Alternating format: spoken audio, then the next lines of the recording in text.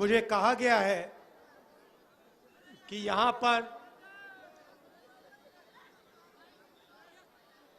हमारे दलित भाइयों और बहनों की आबादी ज्यादा है। सही कहा है? सही है? आपने अभी मुझे अंबेडकर जी की मूर्ति दी, देखा होगा आपने, है ना? देखा। अंबेडकर जी ने अपनी पूरी जिंदगी किस बात में लगा दी? हां, दलितों को मदद करने के लिए, उनका उत्थान करने के लिए अंबेडकर जी ने अपनी पूरी जिंदगी दी। सही? आपने नरेंद्र मोदी जी का भाषण सुना होगा। कुछ दिन पहले वो कहते हैं हिंदुस्तान में कोई जाति नहीं है, कहते हैं हिंदुस्तान में सिर्फ एक जात है, वो है गरीब। तो जिनको हम दलित कहते हैं, जिनके खिलाफ हर रोज अत्याचार होता है, नरेंद्र मोदी जी कहते हैं देश में दलित है ही नहीं। हर भाषण में कहते हैं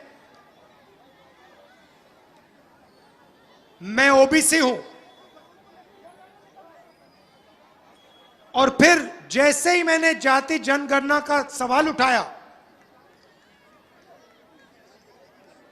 जैसे ही मैंने यह कहा कि भैया पता लगाना है इस देश में आदिवासी कितने, दलित कितने, ओबीसी कितने, नरेंद्र मोदी जी कहते हैं मेरी तो जात नहीं है, हिंदुस्तान में जात नहीं है, सिर्फ गरीब है। तो मैं आपको 2-3 आंकड़े देना चाहता हूं, उससे आप समझ जाएंगे हिंदुस्तान में जात है या नहीं। आपने देखा होगा मैं कन्याकुमारी से 4000 किलोमीटर पैदल कश्मीर तक चला। मीडिया में देखा होगा, आपने देखा। रास्ते हजारों लाखों लोगों से मैं मिला, युवाओं से, बेरोजगार युवाओं से, किसानों से, मजदूरों से, और जहां भी मैं गया सबसे बड़े मुद्दे बेरोजगारी, सबसे बड़े मुद्दे बेरोजगारी और महंगाई। कन्याकुमारी से लेकर कश्मीर तक अगर मैं किसी युवा से पूछता भैया क्या करते हो, क्या पढ़े, मुझे कहेंगे इंजीनियरिंग पढ़ा, मेडिकल पढ़ा, लॉयर बनने का मैंने पढ़ाई की। फिर मैं पूछा भाई करते क्या हो? बेरोजगार। सबसे बढ़िया उदाहरण, रेलवे स्टेशन में मुझे एक कुली मिलता है, मुझे कहता है राहुल जी मैंने तो सिविल इंजीनियरिंग की, मैंने हजारों रुपए अपने दिए और आज मैं कुली का काम कर रहा हूं। पूरे देश में ये। अब बेरोजगार युवा मुझे मिले, मैं उनसे पूछूं भैया तुम्हारी जात क्या है? कोई कहता है मैं ओबीसी हूं, कोई कहता हूं मैं दलित हूं, कोई कहता हूं मैं आदिवासी हूं।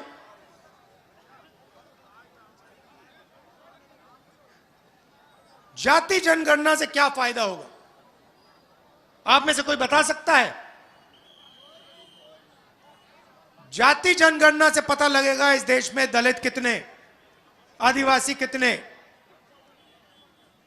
ओबीसी कितने। अब आप कहोगे उससे क्या फायदा होगा, मैं आपको बताता हूं। भाइयों और बहनों, मध्य प्रदेश की सरकार को, दिल्ली की सरकार को कौन चलाता है? हाँ, ये बात पकड़िए। ये बात पकड़ गया। अदानी अंबानी चलाते हैं। और यहां का जो बजट होता है, मध्य प्रदेश का बजट होता है, हर साल मध्य प्रदेश की सरकार उसको खर्च करती है ना करती? हिंदुस्तान का बजट है, हिंदुस्तान के बजट को हिंदुस्तान की सरकार हर साल खर्च करती है। भाइयों और बहनों, हिंदुस्तान का जो बजट है ये किस चीज में खर्च होता है? ये 90 अफसर निर्णय लेते हैं। उनको हम secretary to government of India कहते हैं, और वो हिंदुस्तान की सरकार को चलाते हैं। आप ये मत सोचिए कि एमपी एमएलए सरकार चलाते हैं, नहीं, गलत है। सरकार को नरेंद्र मोदी, दिल्ली की सरकार को नरेंद्र मोदी और 90 अफसर चलाते हैं, और मध्य प्रदेश को शिवराज चौहान और 53 अफसर चलाते हैं। सही? हर बच्चा आईएएस में जाना चाहता है। क्यों? क्योंकि वो जानता है अंत में सरकार को आईएएस अफसर चलाते हैं। तो छोटा सा सवाल, आपसे सवाल, दिल्ली की सरकार को 90 अफसर चलाते हैं, सही?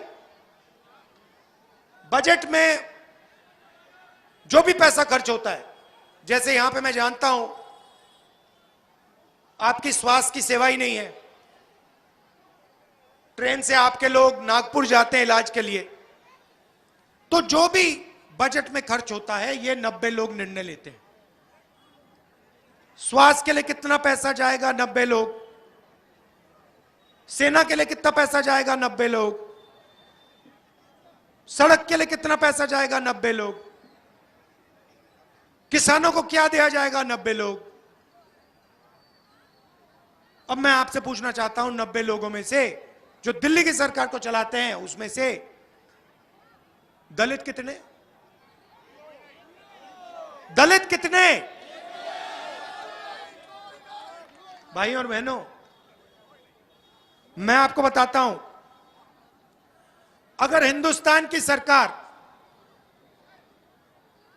100 रुपए खर्च करती है, मतलब अगर बजट का 100 रुपया खर्च होता है, तो दलित अफसर 1 रुपये का निर्णय लेते हैं। एक मतलब 100 रुपए में से दलितों की भागीदारी 1 रुपया। और अगर 90 अफसर हैं तो 90 में से 3 अफसर दलित।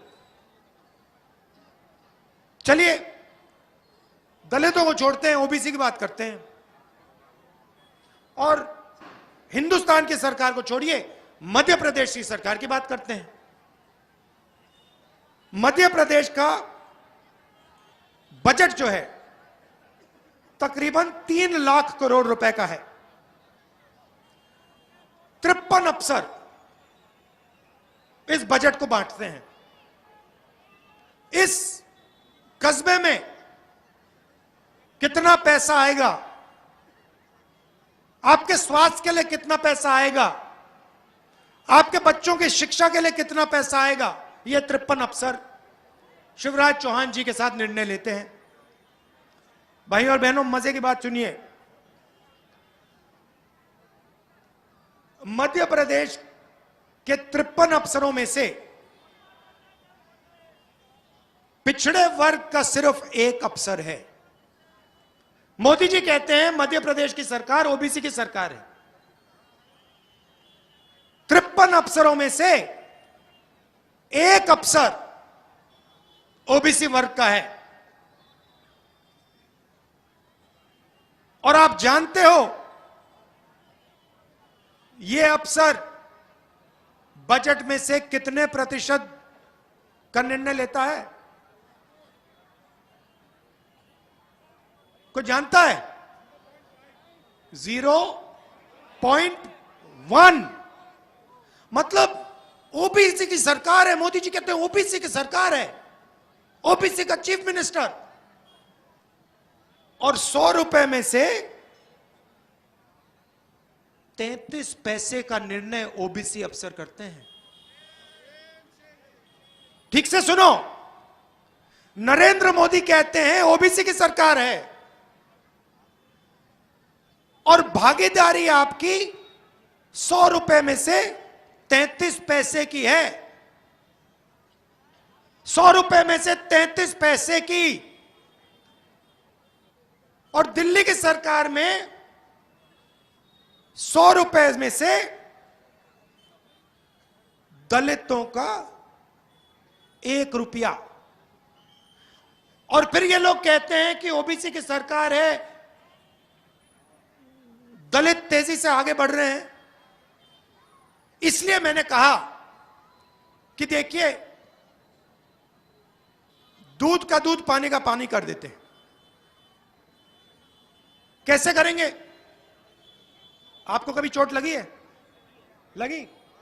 किसी के यहां पे टांग टूटी कभी? आपकी? जब आपकी टांग टूटी थी, पहला काम क्या किया आपने? अस्पताल गए। अस्पताल में आपने एक्सरे मांगा। आपने कहा कि भैया मुझे लग रहा है टांग टूटी है, मुझे एक्सरे चाहिए। एक्सरे हुआ, डॉक्टर ने कहा कि देखो भैया एक्सरे हुआ है, आपकी टांग टूटी। इसलिए मैं कह रहा हूं मध्य प्रदेश और हिंदुस्तान का एक्सरे होना चाहिए। करा दो एक्सरे और पता लगाओ हिंदुस्तान की सच्चाई क्या है।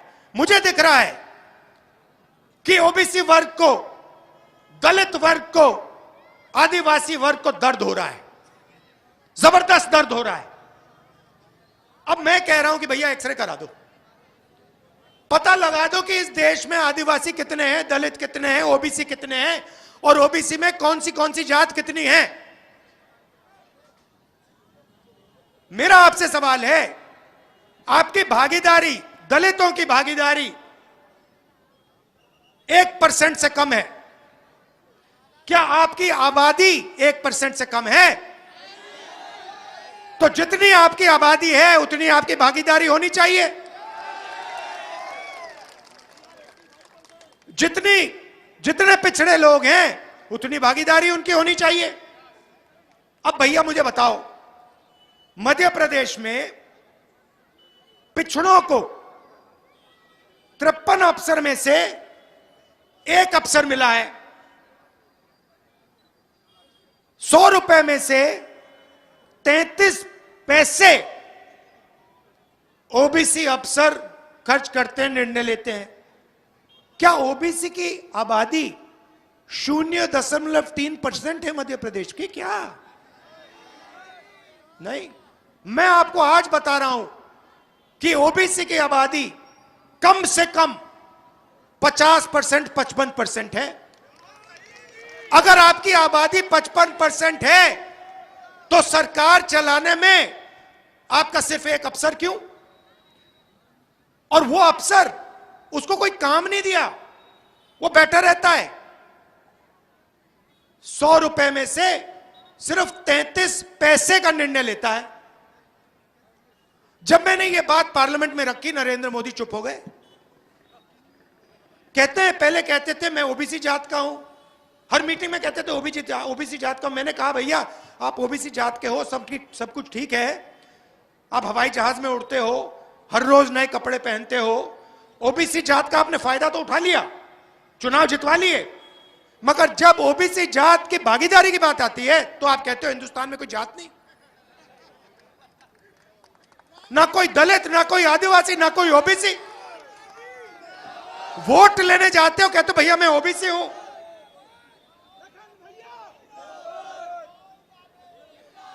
आप वोट लेने जाते हो कहते हो मैं ओबीसी।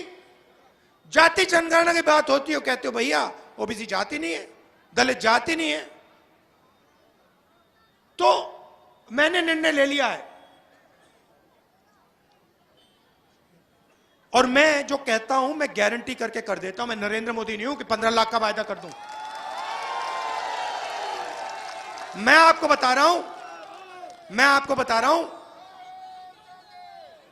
हिंदुस्तान का एक्सरे जाति जनगणना होने वाला है, हम करेंगे। नरेंद्र मोदी करे ना करे मैं नहीं जानता, हम उन पे दबाव डाल रहे हैं, कर दें तो अच्छा है, नहीं करे तो मध्य प्रदेश में भी कांग्रेस पार्टी की सरकार करेगी और हिंदुस्तान में भी कांग्रेस पार्टी की सरकार करेगी।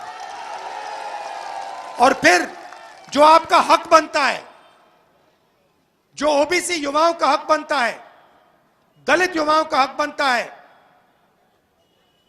आदिवासियों का हक बनता है,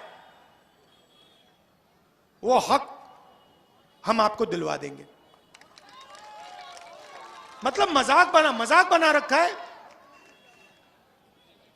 रोज कहते हैं ओबीसी की सरकार है और आपकी कोई भागीदारी नहीं है।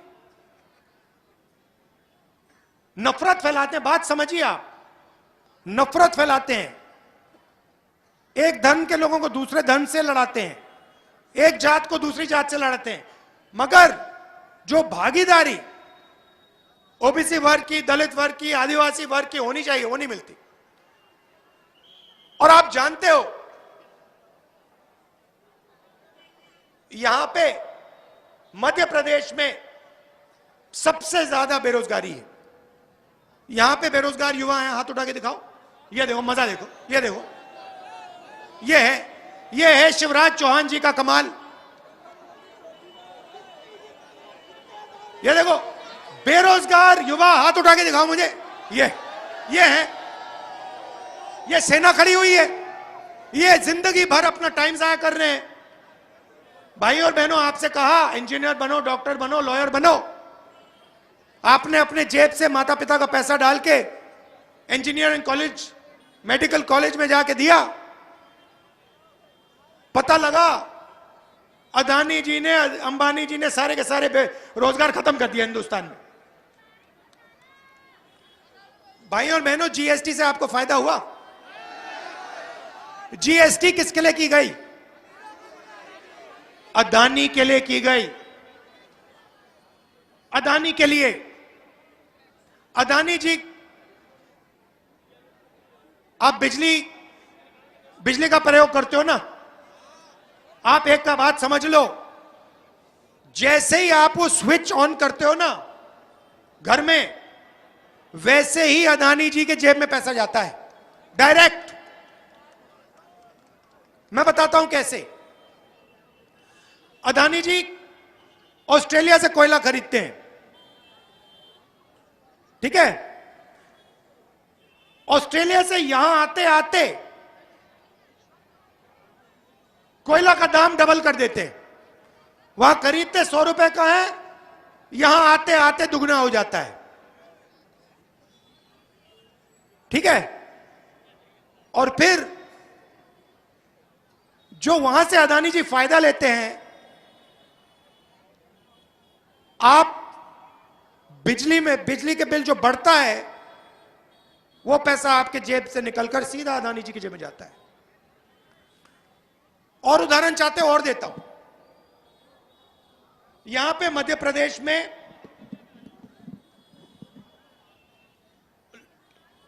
करोड़ों किसान हैं। मजे की बात आपको बताता हूं।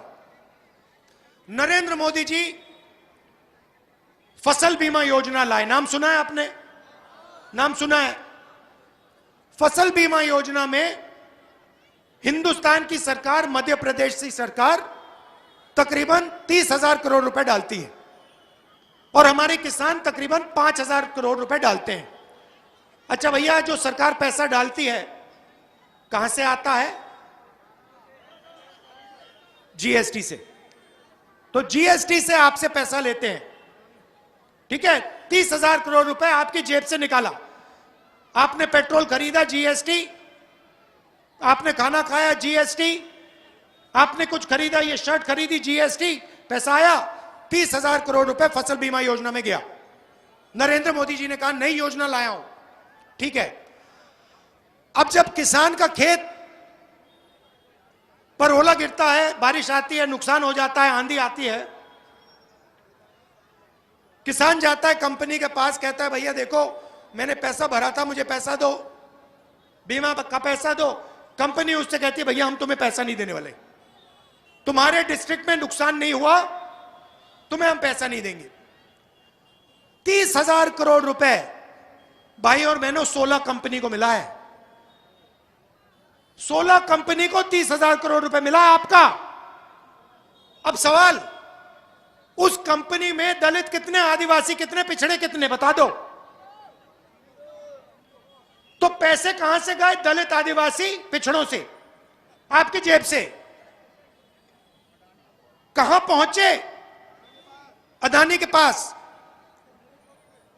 16 कंपनियों के पास। आपसे कहा भैया बहुत अच्छी योजना चलाई हमने, बीमा योजना। आपको पता भी नहीं लगा कि आपके जेब से जीएसटी से पैसा गया, गुजर गया, 16 कंपनियों के पास गया, उठा के ले गए। किसानों को उन्होंने, आधे किसानों को पैसा दिया, आधे को कहा कि भैया हम तुम्हें नहीं देंगे। 5-10 हजार करोड़ पैसे बन गए। पैसा किसका? ओबीसी, दलित, आदिवासी। और आपका कंपनी में एक आदमी नहीं दिखेगा। अदानी जी की कंपनी में पिछड़े, दलित, आदिवासी कितने काम करते हैं बता दो मुझे। उनके मैनेजमेंट में कितने दलित हैं, कितने आदिवासी हैं, कितने ओबीसी हैं? एक नहीं मिलेगा आपको। मोदी जी, अगर हिंदुस्तान में जात नहीं है तो अदानी जी की कंपनी में ओबीसी क्यों नहीं दिख रहे, दलित क्यों नहीं दिख रहे, आदिवासी क्यों नहीं दिख रहे? बहुत बढ़िया, सच्चाई है भैया, सच्चाई बढ़िया होती है। अब मध्य प्रदेश में क्या हो रहा है मैं आपको बताता हूं। बलात्कार का कैपिटल है। यस, 11 साल की बच्ची का बलात्कार होता है, रेप होता है यहां पे। कहां पे? उज्जैन में। पूरा देश जानता है। बेरोजगारी का कैपिटल, बलात्कार का कैपिटल। अच्छा, आपने वो वीडियो देखा? वो मंत्री का बेटा जो है, क्या नाम है उसका, तोमर वाला वीडियो देखा आपने? देखा? अच्छा एक बात बताओ, तोमर जी का वायरल वीडियो आपने देखा? बेटे का वीडियो देखा? मैंने भी देखा। वो वहां पे कभी 15 करोड़ की बात हो रही है, कभी 100 करोड़ की बात हो रही है, कभी 25 करोड़ की बात हो रही है, कभी यहां पैसा ट्रांसफर करो, वहां पैसा ट्रांसफर करो, इधर पैसा ट्रांसफर करो। देखा ना आप सबने? मोदी जी ने इसके बारे में कुछ बोला? क्यों? मोदी जी ने इंक्वायरी कराई? मोदी जी ने सीबीआई भेजी, ईडी भेजी, इनकम टैक्स डिपार्टमेंट भेजा? क्यों नहीं? तो चाहे वो व्यापम हो, चाहे वो ये क्या नाम है लड़के का, तोमर हो, कोई भी स्कैम हो मध्य प्रदेश में, कोई भी भ्रष्टाचार हो, नरेंद्र मोदी जी कुछ शब्द नहीं, एक शब्द नहीं बोलेंगे, एक शब्द नहीं निकलेगा। मोदी जी एक काम कीजिए, CBI, ED, income tax department को वो वीडियो दिखा दीजिए ना तोमर जी का। पता नहीं शायद उन्होंने देखा नहीं है, बाकी हिंदुस्तान को दिख गया। सीबीआई, ईडी, इनकम टैक्स को नहीं दिखा। अच्छा एक और वीडियो आपने देखा होगा, आपने वो वीडियो देखा जिसमें एक आदिवासी युवा खड़ा है, उस पर बीजेपी का नेता पेशाब कर रहा है? देखा ना? बीजेपी का नेता रीवा में, सिद्धि में, सॉरी, बीजेपी का नेता सिद्धि में आदिवासी युवा के ऊपर पेशाब करता है। नरेंद्र मोदी जी कहते हैं हिंदुस्तान में जाति नहीं है। आपने कभी बीजेपी के नेता को किसी जानवर पर पेशाब करते हुए देखा है? नहीं, मैंने तो कभी नहीं देखा। मगर वही नेता आदिवासी युवा पर पेशाब करके वीडियो को वायरल कर रहा है। दलितों पर सबसे ज्यादा अत्याचार इस प्रदेश में है। आप बताओ, मुझे बताओ, क्या मध्य प्रदेश में दलितों के खिलाफ अत्याचार नहीं है क्या? तो जब नरेंद्र मोदी जी कहते हैं कोई जात नहीं है, सिर्फ गरीब है, तो आपका अपमान कर रहे हैं। जात है, दलित है, दलित लड़कियों पर अत्याचार है, मध्य प्रदेश में है, सबसे ज्यादा है। आदिवासी हैं, आदिवासी पर यहां पेशाब किया जा रहा है, नेता पेशाब कर रहे हैं, वीडियो वायरल कर रहे हैं। क्या मतलब है कि जात नहीं? जब भागीदारी देने का समय आया, जब सरकार में जगह देने का समय आया, जाति जनगणना का समय आया, तो नरेंद्र मोदी जी कहते हैं जात ही नहीं है।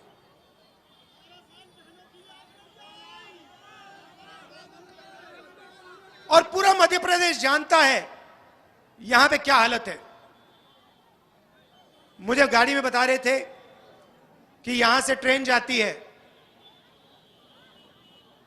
बीमार लोगों को ले जाती है नागपुर, वहां पे इलाज होता है। यहां पे कांग्रेस पार्टी की सरकार आएगी, आपको ट्रेन से कहीं जाने की जरूरत नहीं होगी, यहां इलाज होगा। तो देखिए, हमें, आप देखिए, पिछली बार चुनाव हुआ, मैंने कहा देखिए बाकी सब ठीक है, मैं आपको वायदा कर रहा हूं किसानों का कर्जा माफ होगा। किसानों का कर्जा माफ हो गया। छत्तीसगढ़ में मैंने बोला कि देखिए धान आपको 2,500 रुपए का मिलेगा। आज छत्तीसगढ़ में धान 3,200 रुपए का मिल रहा है। कर्नाटक में हमने कहा कि देखिए कर्नाटक की महिलाएं बस के लिए 1 रुपया नहीं देंगे, फ्री में घूमेंगी। कर्नाटक की महिलाएं आज फ्री में कर्नाटक में बस में घूमती हैं। हमने यहां पे कहा है किसानों का कर्जा माफ होगा, इस चुनाव के बाद होगा। गारंटी करके कह रहा हूं, चुनाव के बाद किसानों का कर्जा माफ हो जाएगा, देख लेना आप। मैंने कहा भैया सिलेंडर कितने का मिलता है? शिवराज चौहान जी की सरकार में कितने का मिलता है? 1100 का। 1100 का। अच्छी तरह सुनो, चुनाव के बाद हमारी जो यहां माताएं बहनें हैं, सिलेंडर 500 रुपए का होगा, लिख के ले लो। और जो मैं कहता हूं मैं करके दिखा देता हूं। आपने यहां इतने प्यार से मेरी बात सुनी। अच्छा, आखिरी बात, यहां पे दुकानदार हैं, छोटे दुकानदार हैं। जब हम किसान को पैसा देते हैं, जैसे हमने कहा कि धान के लिए यहां सही रेट देंगे, जब हम मजदूरों को, किसानों को पैसा देते हैं, उस पैसे को यहां जाके खर्च करते हैं, सही? तो मजदूरों को, किसानों को जब हम पैसा देते हैं, वो छोटे दुकानदार के दुकान में जाके पैसा खर्च करते हैं। मजदूरों का फायदा होता है, किसानों का फायदा होता है, इनका फायदा होता है। अब मैं इनसे पूछता हूं, जीएसटी से आपका फायदा हुआ, आपका नुकसान हुआ? आपको एक दुकानदार नहीं मिलेगा जो आपको कहेगा हाँ भैया जीएसटी से मुझे फायदा हुआ। नोटबंदी से इनका नुकसान हुआ, जीएसटी से इनका नुकसान हुआ, किसान बिल से इनका नुकसान होता है। क्यों? किसान बिल आपने, मोदी जी लाए, हमने रोक दिया, कैंसिल कर दिया, उसको रद्द कर दिया। मगर अगर उनका किसान बिल चल गया होता, किसान के जेब में पैसा नहीं जाता, मजदूर के जेब में पैसा नहीं जाता, इसका नुकसान हो जाता। तो हमारी सरकार जो है किसानों को, मजदूरों को, छोटे व्यापारियों की मदद करती है। अच्छा, यहां जो बेरोजगार युवा हैं, आप बेरोजगार क्यों हो? आपने कभी सोचा? मोदी के वजह से, शिवराज के वजह से। क्यों? मैं आपको बताता हूं। देश को, प्रदेश को रोजगार छोटे दुकानदार देते हैं, छोटे व्यापारी देते हैं, स्मॉल मीडियम बिजनेस वाले देते हैं, ठीक है? अदानी जी, अंबानी जी, ये लोग देश को रोजगार नहीं देते हैं। ये बहुत कम लोगों को रोजगार दे पाते हैं। ये जो हैं, जो छोटे कारखाने चलाते हैं, स्मॉल स्केल मैन्युफैक्चरिंग करते हैं, दुकान चलाते हैं, ये लोग देश को रोजगार देते हैं। नरेंद्र मोदी जी की सरकार ने, शिवराज चौहान जी की सरकार ने इन लोगों की रीढ़ की हड्डी तोड़ दी है। कैसे? जीएसटी और नोटबंदी से। जब तक, मैं आपको बता रहा हूं, आप लोग जब तक इस देश के छोटे दुकानदार, छोटे व्यापारी, small scale manufacturing unit, medium scale manufacturing unit अपने पैरों पर नहीं खड़े होंगे, तब तक आप सब लोग बेरोजगार मिलोगे। तो यह बदलाव हम लाना चाहते हैं। हमारा फोकस किसान, मजदूर, छोटे व्यापारी, small scale business, small scale manufacturing, medium scale manufacturing पे है। हम बैंक के दरवाजे इन लोगों के लिए खोल देंगे। और आज जो यहां पे लोग, युवा हाथ उठा के कह रहे हैं हम बेरोजगार हैं, 5 साल बाद हम आएंगे, यही सवाल मैं फिर से पूछूंगा, दिखेंगे नहीं आपको हाथ?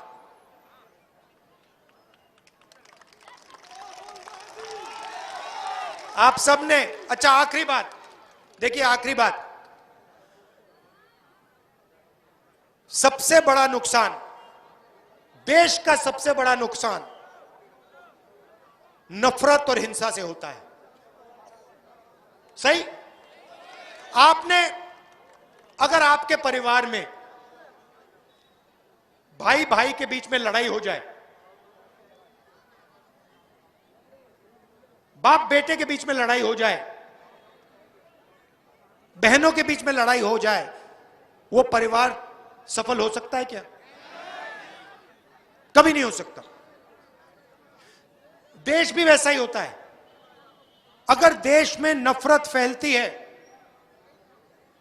हिंसा फैलती है, देश का भला नहीं हो सकता। मैंने यात्रा क्यों की? 4000 किलोमीटर चलना आसान बात नहीं है भाइयों और बहनों। आपने मेरी मदद की, आपने पूरी अपनी शक्ति झोंक दी, आपने मुझे मदद की तो मैं कर दिया, मैंने कर दिया। मगर मैं भारत जोड़ो यात्रा पे क्यों निकला? क्योंकि मैं चाहता था कि यह देश जो है मोहब्बत का देश है, नफरत का देश नहीं है। और मैं मोहब्बत की राजनीति करना चाहता था, क्योंकि मैं देश प्रेमी हूं, देशभक्त हूं, और मैं जानता हूं देश को कमजोर करने का सबसे बेहतर तरीका नफरत फैला दो, देश कमजोर हो जाएगा। परिवार को कमजोर करना है, नफरत फैला दो, भाई भाई के बीच में नफरत फैला दो, परिवार कमजोर हो जाएगा। देश को कमजोर करना है, भाई भाई के बीच में नफरत फैला दो, देश कमजोर हो जाएगा। युवाओं के बीच में नफरत फैला दो, देश कमजोर हो जाएगा।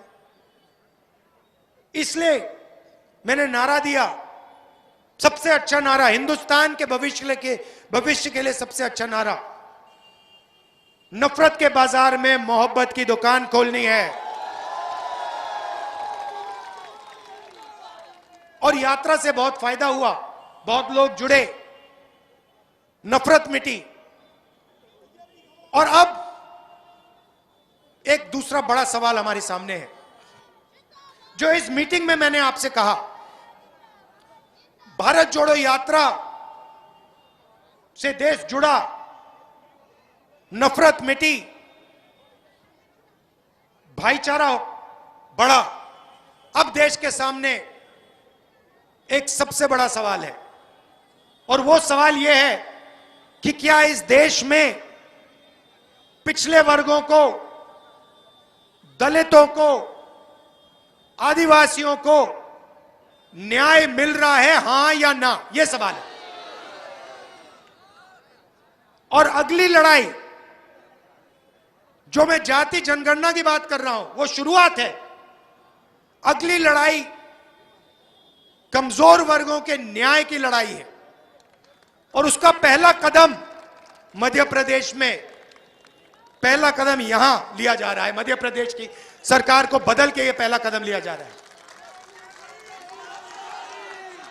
आप सब यहां आए, रात का समय है, इतने प्यार से आपने मेरी बात सुनी, दिल से आपका धन्यवाद।